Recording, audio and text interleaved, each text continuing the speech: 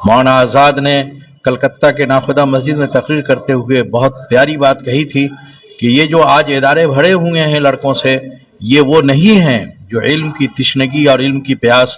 بجھانے کے لیے یہاں آئے ہیں۔ یہ وہ لوگ ہیں جنہیں یہ بتا دیا گیا ہے کہ اگر تم یہ سرٹیفکیٹ حاصل کر لو گے تو روٹی کے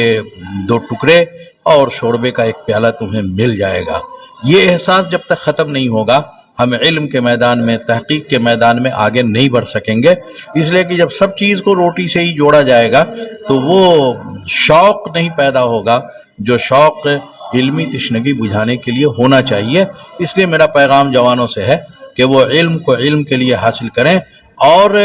یقیناً بعض سبجیکٹ ایسے رکھ لیں جن سے معاش کا بھی مسئلہ حل ہوتا ہو، لیکن سارے کاموں میں اور تعلیمی پورے مراحل میں صرف یہ بات دھیان میں رکھنا کہ اس سے ہماری معاش مضبوط ہوگی، یہ علم کی توہین ہے اور علم میں آگے بڑھنے کے مواقع کو کم کرتا ہے۔